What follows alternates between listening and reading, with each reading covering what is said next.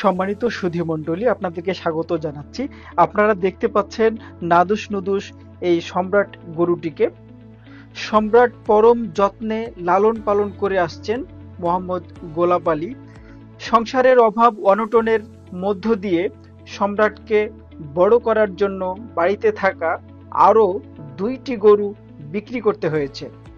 সম্রাট প্রতিদিন ৬০০ থেকে ৭০০ টাকার খাবার খেয়ে থাকেন। এ সম্রাটের সম্ভাব্য মাংস ধরা হচ্ছে ১৪ মণ। প্রায় ২.৫ বছর থেকে এই গোলাপ আলী সম্রাটকে লালন পালন করে আসছে।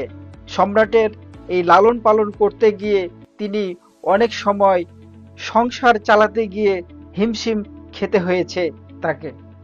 আপনাদেরকে এতক্ষণ জানাচ্ছিলাম চাঁপাইনবাবগঞ্জ জেলার ভোলাহাট উপজেলার জামবাড়িয়া ইউনিয়নের বড় জামবাড়িয়া গ্রামের দক্ষিণ পাড়ার মোহাম্মদ রাশেদ আলীর ছেলে মোহাম্মদ গোলাপ আলীর সম্রাটের কথা। গোলাপ আলীর সংসারে সুখের ঘনঘটা না থাকলেও মনের মধ্যে রয়েছে প্রবল ইচ্ছা, আগ্রহ এবং শৌখিনতা। গরুটিকে কিভাবে লালন পালন করেছেন এবং কোন কোন ধরনের খাবার খাইয়েছেন এ সমস্ত শুনবো গোলাপ আলীর মুখ থেকে। আমি এই গরুটি পালছি ছোট থেকে এবং ছেলের মতনই ভালোবাসি।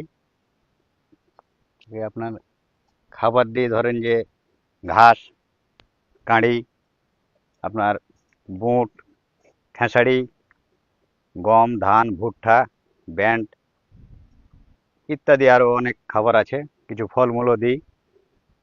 এগুলো দিয়েই তাকে লালন পালন করা হয়। আমার বাড়ির গাভীতে বীজ দিয়েছিলাম। আপনার জন্ম আমার বাড়িতেই। তবে সকল ভালোবাসা এবং মায়া মমতা ত্যাগ করে বিক্রি করতে চান এই সম্রাটকে। তিনি যাকে চাপাই সম্রাট নামে ডাকেন। ধন্যবাদ সবাইকে।